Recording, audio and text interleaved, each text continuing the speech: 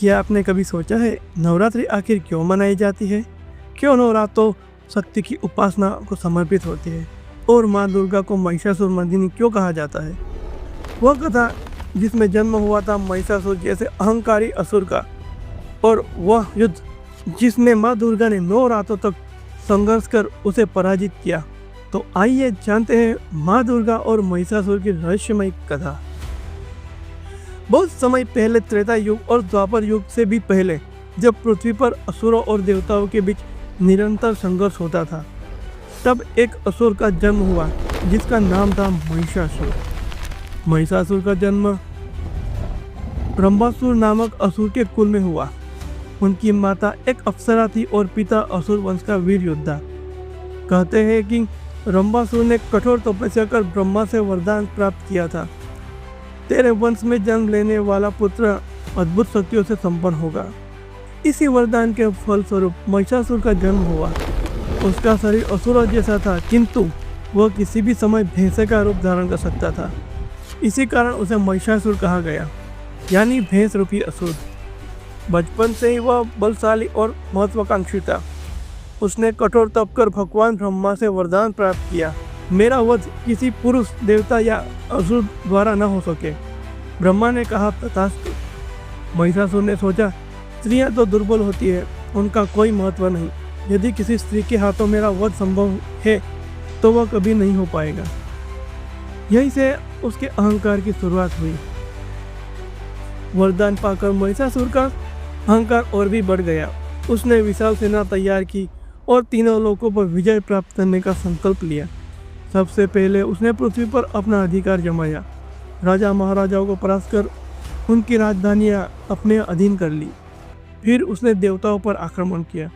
इंद्र, वरुण, अग्नि, वायु सभी देवताओं ने उसका मुकाबला किया, लेकिन महिषासुर की शक्ति के सामने टिक नहीं पाए।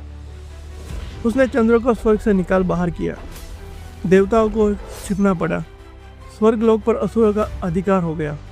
पृथ्वी और आकाश दोनों जगह भय और अंधकार छा गया। महिषासुर स्वयं को त्रिलोक अधिपति कहने लगा। असुरों के आतंक से परेशान होकर सभी देवता ब्रह्मा, विष्णु और महेश के पास पहुंचे। उन्होंने कहा, प्रभु, महिषासुर ने स्वर्ग पर अधिकार कर लिया है। हम अब असहाय हैं, कोई पुरुष उसका वध नहीं कर सकता। तब ब्रह्मा ने कहा, वह केवल स्त्री शक्ति से मारा जा सकता है। यह सुनकर तीनों महादेव ब्रह्मा, विष्णु, महेश ने अपनी ऊर्जा एकत्र की। उनके साथ सभी देवताओं की शक्तियां मिली। उस दिव्य तेज से उत्पन्न हुई आदि शक्ति माँ दुर्गा। उनका स्वरूप अद्भुत था। 10 भुजाएं, प्रत्यक्ष में शस्त्र, त्रिशूल, चक्र, धनुष, गदा, तलवार, खड्ग, कमल और अन्य शस्त्र, और उनकी सवारी सिंह थी। देवताओं ने अपने अपने शस्त्र माँ दुर्गा को अर्पित किए और सभी ने प्रार्थना की, हे माँ, हमारी रक्षा करो। अब शुरू हुआ वह अद्भुत युद्ध जो 9 रातों और 10 दिनों तक चला। पहली रात, शैलपुत्री महिषासुर की सेना ने पहला आक्रमण किया। देवी शैलपुत्री रूप में प्रकट हुई। उनका एक एक वार असुरों की सेना को नष्ट कर रहा था। अगले दिन देवी ने तपस्विनी रूप धारण किया। उनकी तपस्या से उत्पन्न ऊर्जा ने असुरों के सबसे शक्तिशाली योद्धाओं को परास्त कर दिया। तीसरी रात देवी ने चंद्र घंटा रूप धारण किया। घंटा ध्वनि से संपूर्ण युद्ध में भूमि गूंज, असुर भयभीत होकर भागने लगे। चौथी रात देवी कुष्मांडा के रूप में प्रकट हुई। उन्होंने अपनी ऊर्जा से असुरों का संहार किया। युद्ध और भी भयंकर हो गया।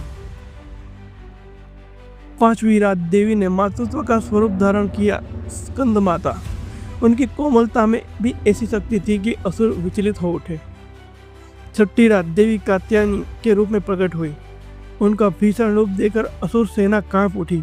सैकड़ों असुर उसी रात मार डाले गए। सातवीं रात देवी कालरात्रि बनी। उनका विकराल रूप, केस खुले, शरीर पर अग्नि की ज्वालाएं। उन्होंने असुरों के सेनापति का वध किया। महिषासुर की नींद उड़ गई। आठवीं रात देवी महागौरी बनी। श्वेत वस्त्र और शांति का स्वरूप, परंतु उनके वार से असुर सेना चूर चूर हो गई। नौवीं रात निर्णायक थी। महिषासुर स्वयं रणभूमि में उतरा। वह कभी भैंसे, कभी हाथी, कभी सिंह, कभी मानव का रूप धारण करता। देवी ने धैर्य और शक्ति से उसका सामना किया। अंततः जब महिषासुर भैंस के रूप में आया तब माँ ने अपने त्रिशूल से उसका वध कर दिया। युद्ध भूमि में गगनभेदी जय घोष हुआ, जय माता दी, जय दुर्गा माता। महिषासुर की मृत्यु के साथ ही तीनों लोकों में शांति स्थापित हुई। देवताओं ने माँ दुर्गा को महिषासुर मर्दिनी की उपाधि दी। नवरात्रि का पर्व इन्हीं 9 रातों के युद्ध के स्मृति में मनाया जाता है। दशमी के दिन विजयादशमी यानी सत्य की असत्य पर विजय का प्रतीक है। पौराणिक दृष्टि से यह सत्य की पूजा है, आध्यात्मिक दृष्टि से यह आत्मा की साधना है और वैज्ञानिक दृष्टि से यह समय पर ऋतु परिवर्तन का हो सकता है। उपवास और सात्विक आहार शरीर को स्वस्थ रखते हैं। 9 दिन का ध्यान और शक्ति मन और शरीर को दोनों में ऊर्जा देते हैं।